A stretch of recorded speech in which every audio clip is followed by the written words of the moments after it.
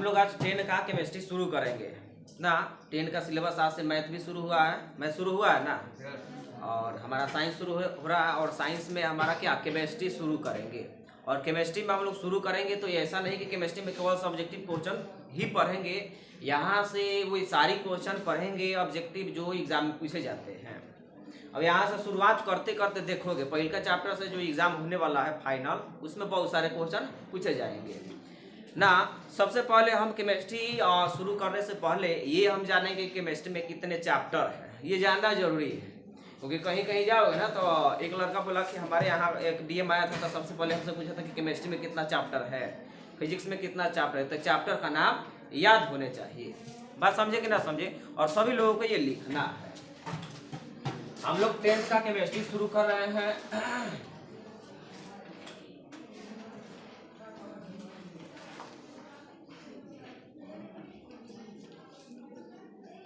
Chemistry क्या है हिंदी, रसायन विज्ञान लिख दें, कोई दिक्कत नहीं होना चाहिए। चलो ध्यान दो, रसायन विज्ञान हम लोग 10 का शुरू करेंगे और बड़ा ही हर तरीके से इसको पढ़ेंगे। जितनी चीजें 10 में होती है उतनी चीज ही पढ़ेंगे, इसमें एक भी कंफ्यूजन नहीं होगा। और याद रखो पहले तो इसको देखो, बहुत अच्छा चीज बताने वाले हैं।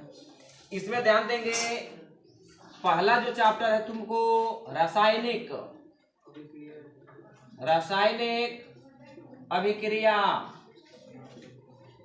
अभिक्रिया एवं समीकरण। दूसरा जो चैप्टर है वो है अम्ल, भस्म और लवण, अम्ल, भस्म और लवण। तीसरा जो है तुमको वो है धातु और अधातु, ध्यान से सुनेंगे। उसके बाद फोर्थ लेसन है कार्बन, तथा इसका ऑलरेडी वीडियो बन चुके हैं, लेकिन फिर जो ऐसा पढ़ाएंगे अब की बार जिसमें 10 में वो तो थोड़ा सा मनोरंजन के लिए पढ़ा दिया, टाइम मिला था तो, लेकिन यहाँ जो पढ़ेंगे पूरा डीपली में पढ़ेंगे कार्बन तथा इसके यौगिक।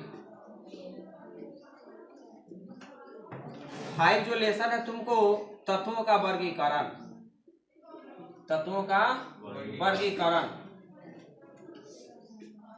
और ये 11 का चैप्टर है, बहुत इंपॉर्टेंट है ये। 6 जो है तुमको संसाधन है ना, तो हम चाहते हैं कि पहले नोट कर लो इसको, संसाधन इतने चैप्टर है, पहले नोट करो इसको।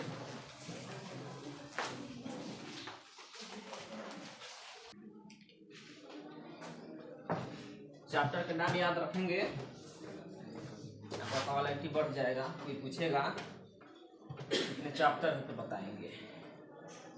अब देखोगे केमिस्ट्री, फिजिक्स, बायोलॉजी सबसे अधिक लड़का पढ़ने का जो इच्छुक होता है, मतलब जो एवरेज देखा जाता है वो बायोलॉजी अच्छा लगता है उसको, क्योंकि उसमें केवल पढ़ना है, कुछ बनाना नहीं है, बात समझे कि ना समझे। उसके बाद फिजिक्स में आता है, लेकिन 10 में देखा जाए साइंस में सबसे टॉप सब्जेक्ट कौन है तो वो है केमिस्ट्री। और 11-12 में भी जाओगे तो सबसे लेंदी कौन सा है, केमिस्ट्री है। उसका एक ही रीजन है कि उसको रिएक्शन नहीं आता है समझ में, बाकी सारी चीजें आ जाएगी समझ में, केवल क्या नहीं आएगा समझ में, रिएक्शन नहीं आएगा, अभिक्रिया नहीं आएगी समझ में। चाहे 11 हो, चाहे 12 हो, चाहे 10 हो, अगर 10 नहीं केमिस्ट्री नहीं आ रहा है समझ में तो समझ जाओगे कि उसको रिएक्शन में प्रॉब्लम है। और केमिस्ट्री में जो रिएक्शन नहीं पढ़ा वो कुछ नहीं पढ़ा, फिजिक्स में न्यूमेरिकल जो नहीं पढ़ा वो कुछ नहीं पढ़ा। बैठो जल्दी।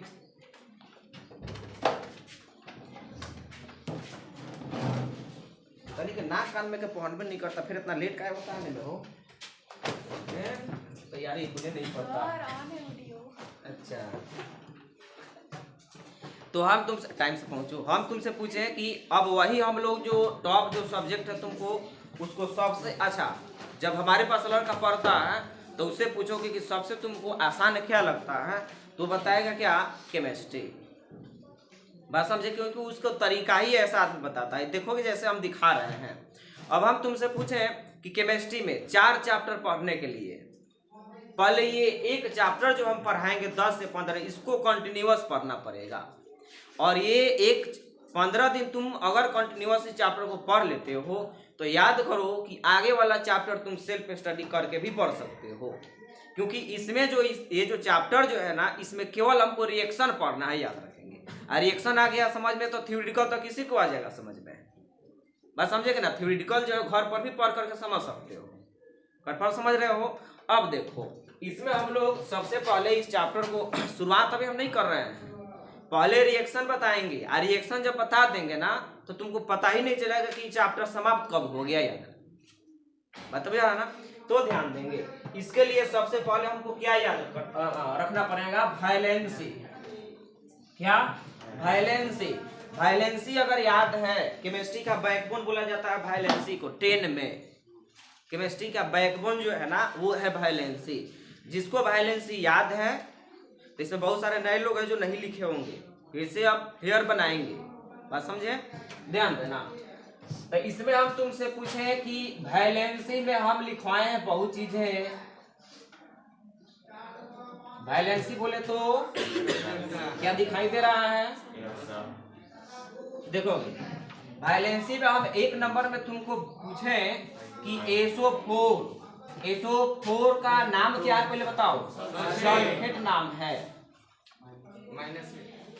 सल्फेट। हिंदी इंग्लिश में प्रॉब्लम हो तो बोलोगे, बात समझे, क्योंकि केमिस्ट्री को हिंदी में पढ़ना बड़ा मुश्किल है, इसका नाम बता रहा है ना। सल्फेट का वैलेंसी कितना होता है, -2 होता है, कंफर्म हो। चलो उसके बाद हम तुमसे पूछे कि SO3 का नाम क्या है, सल्फाइड, बोलो, तो इसका भी -2 होता है। उसके बाद हम तुमसे पूछे कि CO3, तो CO3 का कार्बोनेट, हिंदी लिख दे कि इंग्लिश लिख दे बोला, अरे ऐसा नहीं कि जिसमें प्रॉब्लम इंग्लिश लिखवाए या प्रॉब्लम हो जाए, बोलो चला, बुझा जाएगा इंग्लिश कि हिंदी लिख दें। चल ऐसा नहीं कि सब के घुन में घुन पिसा जाए, दिखावटी के लिए एकदम बोल दे। अरे घुन में घुन पिसाने का मतलब समझ रहे हो, वो भी गया वो भी गया वो भी गया, बात समझे। इसमें देखोगे सल्फाइड, इसका नाम बोलोगे कार्बोनेट, क्या नाम है, कार्बोनेट, इसका -2। उसके बाद बोलोगे HCO3 by carbonate, by carbonate. उसके बाद इसका वैलेंसी -1। उसके बाद OH का नाम क्या है, हाइड्रो ऑक्साइड, बोलो, इसका -1, बहुत अच्छा। उसके बाद बोलो NO3 को नाइट्रेट, NITRATE, इसका -1। उसके बाद NO2, इसको नाइट्राइट, NITRITE, नाइट्राइट। उसके बाद बोलोगे इसका कितना हो जाएगा, -1। उसके बाद बोलो अच्छा HSO4 लिख दे क्या, तो इसको 22 सल्फेट लगा दे। अच्छा जहां भी H लग जाए ना तो H के लिए 22 लगाते हैं, जैसे SO4 का नाम क्या है, सल्फेट नाम है, लेकिन यहाँ H लगा दिए तो 22 सल्फेट बोल दो या हाइड्रोजन सल्फेट बोल दो, amount to be same thing. उसके बाद हम तुमसे पूछे कि मान लो कि इसका भी वैलेंसी कितना हो जाएगा, अब इसका -1 हो जाएगा। देखो एक वैलेंसी हाइड्रोजन खा गया यहाँ, बात बुझे, क्योंकि हाइड्रोजन जो होता है पॉजिटिव होता है, तो 2 को वहाँ निगेटिव है, तो एगो पॉजिटिव वाला गया, तो एगो खा गया कि नहीं खा गया है। उसके बाद बोलोगे इसका उसको छोड़ो, इम्पोर्टेंट अब है, ध्यान से सुनोगे, HCOO बड़ा इम्पोर्टेंट है, इसका नाम फॉर्मेट, FORMAT, फॉर्मेट, इसका वैलेंसी -1। उसके बाद COOH हटा देते हैं, इसका एसीटेट, क्या है, एसीटेट, COO है। उसके बाद हम तुमसे पूछे, हाँ एक और इम्पोर्टेंट है NH4+, NH4+ को अमोनिया बोलते हैं, अमोनिया का -1। उसके बाद बोले तो हाँ एक और है PO4, तो PO4 का फॉस्फेट, देखो तो दिखाई दे रहा है कि नहीं दे रहा है, ये दिखाई दे रहा है। चलो यहाँ देखो इसका वैलेंसी -3, PO4 का कितना होता है -3, भुला गया का जी। चलो अब हम तुमसे पूछे, अब देखो MnO4 इसका नाम क्या है, शायद ये नहीं लिखवा है इसको, पर मैग्नेट PERMAGNET, पर मैग्नेट का वैलेंसी -1, कितना -1। उसके बाद हम तुमसे पूछे कि Cr नहीं है, क्रोमियम है ये, Cr2O7 क्या नाम है, क्रोमेट, क्या नाम है, क्रोमेट का कितना होता है -2, क्रोमेट का कितना होगा -2।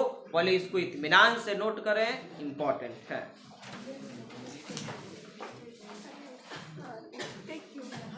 बताना है वहाँ, देखो तो NH4+ का कितना होगा +1 है, तो दिख तो रहा है तुमको +1।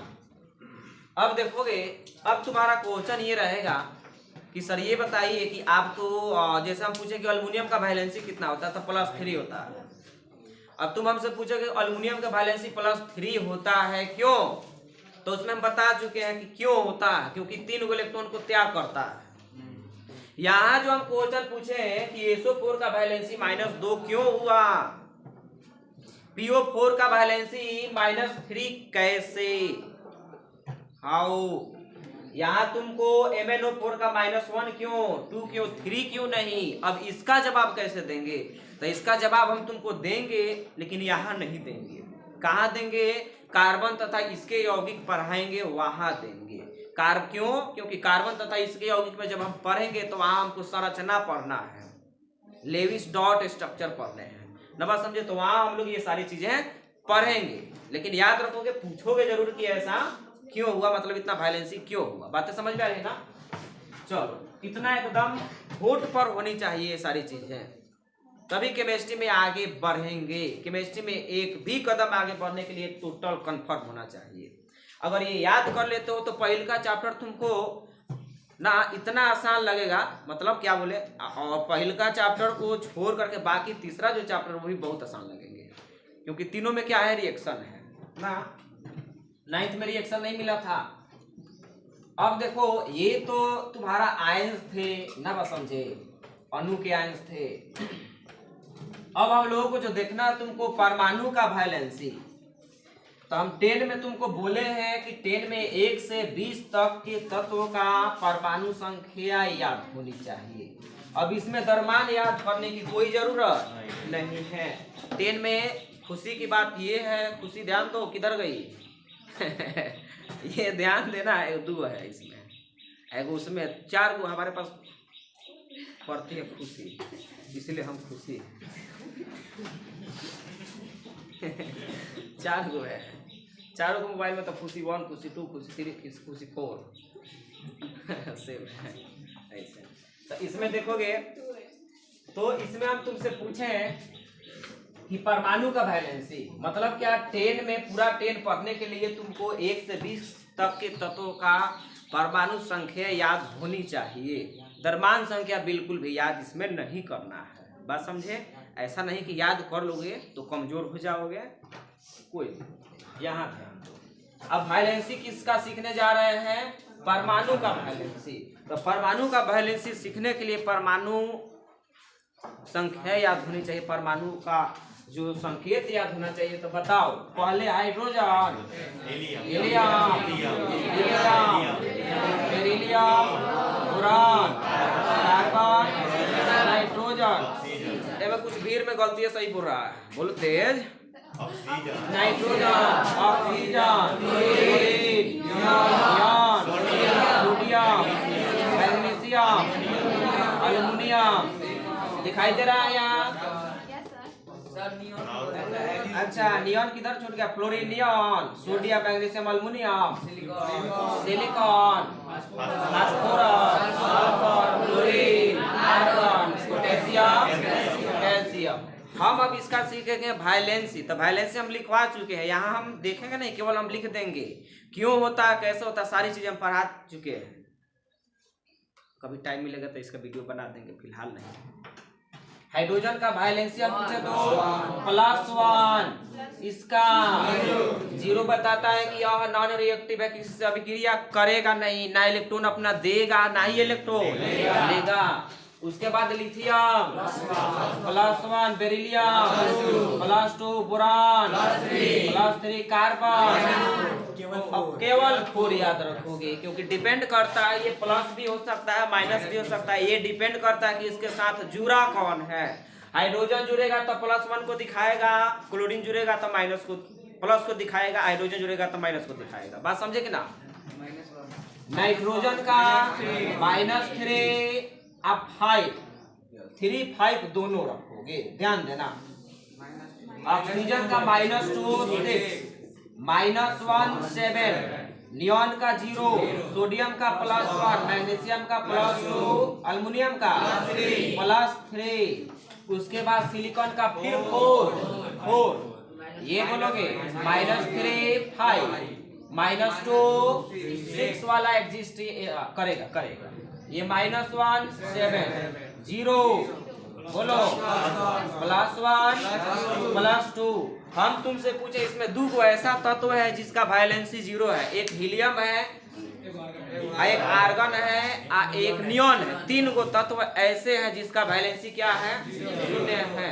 ये 0 बताता है कि ये किसी से अभिक्रिया नहीं करेगा। इतना तुमको केमिस्ट्री बताए हैं, उसमें कोई एक भी यौगिक का नाम बता दो जिसमें नियॉन अभिक्रिया किया हो।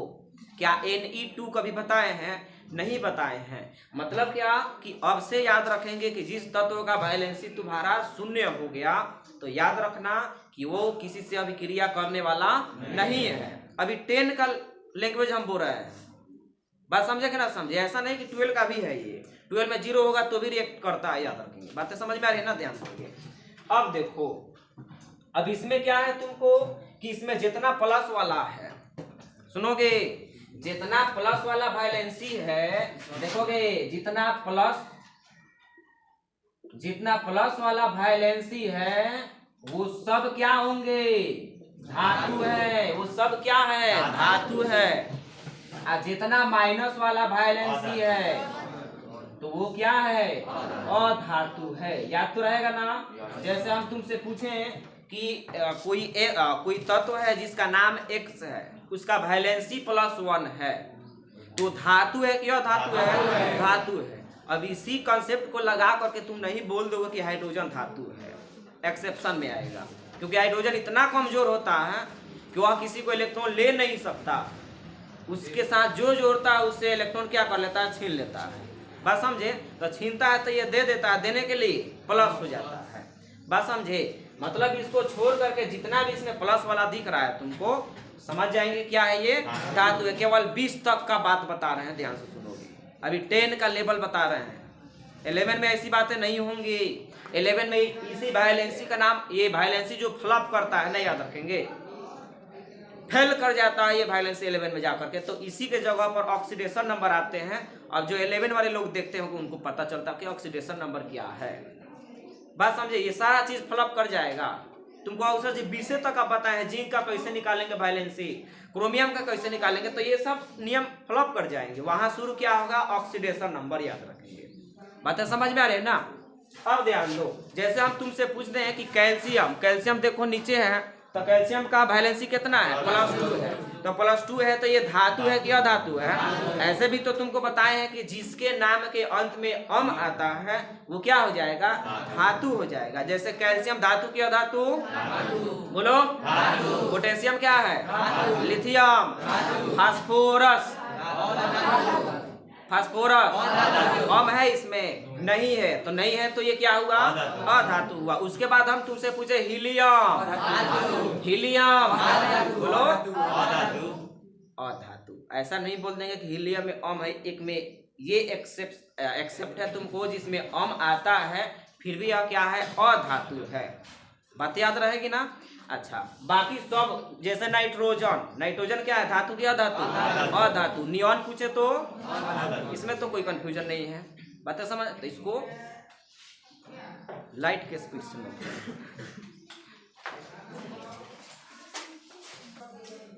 अच्छा लड़का, मान लो कि तुम्हारा अगर ये क्वेश्चन है कि क्या सर जो वायलेंसी जो है प्लस होगा तो धातु होगा और माइनस होगा तो अधातु होगा, क्या मतलब ये 100% सही है? तो धातु के केस में 100% सही है। सुनो, धातु के केस में ना 100% सही है कि धातु का वैलेंसी हमेशा प्लस में ही होगा। 1 से 20, 1 से जितना तक तुम जाओ, जितना धातु है उस सब का वैलेंसी प्लस में होगा, माइनस में कभी नहीं होगा। लेकिन अधातु के केस में वैलेंसी प्लस भी हो सकते हैं, माइनस भी हो सकते हैं, लेकिन धातु के केस में केवल क्या होंगे? प्लस होंगे। बात समझे कि ना समझे? अच्छा दो और एक्स्ट्रा में याद कर लोगे, जिंक का +2 सुनोगे, या कॉपर का याद रखो +1 और +2 दोनों होता है। एक और याद रखोगे Fe, लिख लो +2 व प्लस दो को वैलेंसी। देखो इसमें सब धातु है, नोट करें इसको।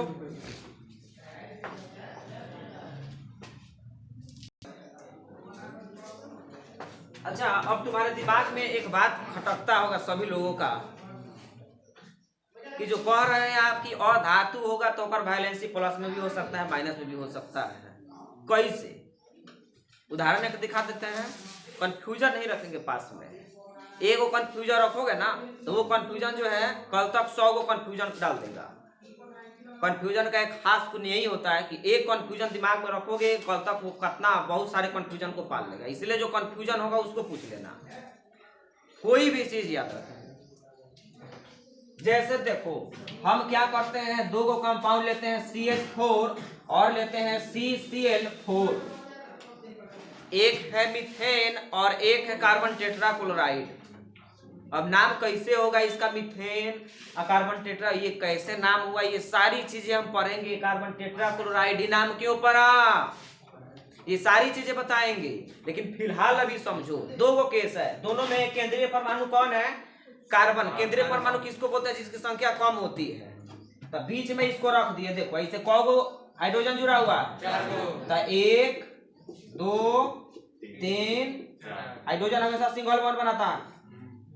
यहाँ क्लोरीन से कार्बन से कितना क्लोरीन जुड़ा है? तो 1 2 3 4। इस दोनों केस में समझो, हम तुमसे पूछे सबसे कमजोर तत्व कौन है? हाइड्रोजन।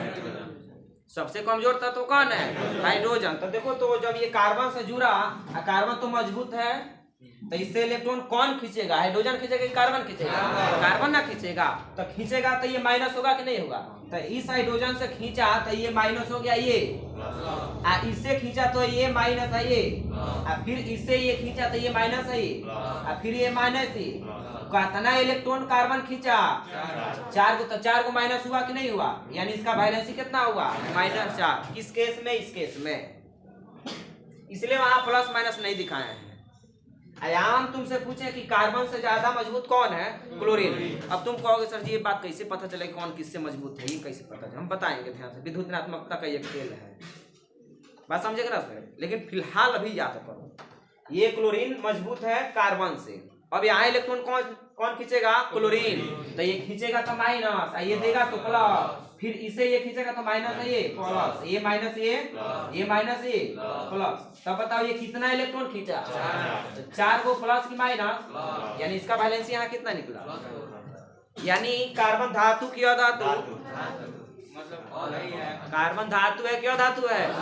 अधातु है। कार्बन धातु है क्या धातु है? अधातु है। ये परीक्षा में पूछता है बोर्ड में, कार्बन अधातु है। तो अधातु के केस में अभी बताया है तुमको कि वैलेंसी जो है प्लस में भी हो सकता है और माइनस में भी हो सकता है। तो देख लो यार, माइनस में भी है, प्लस में भी। ऐसे बहुत सारे एग्जांपल आएंगे। बात समझे कि ना समझे? जिसका वैलेंसी 4 होगा उसी का नहीं क्या? अच्छा, 3 वाला के भी हो सकता है, माइनस भी 3 हो सकता है, प्लस भी 3 हो जाएगा। तुम जानते हो किस में जाएगा? ऑक्सीडेशन नंबर में जाएगी। बात समझे कि ना? ऐसा नहीं कि 4 में ही जाएगा। बात हो जा रही है? यानी अब देखोगे, अब जो हमारा मेन जो मकसद है वो है अभिक्रिया। कॉपी को सामने रखोगे ना,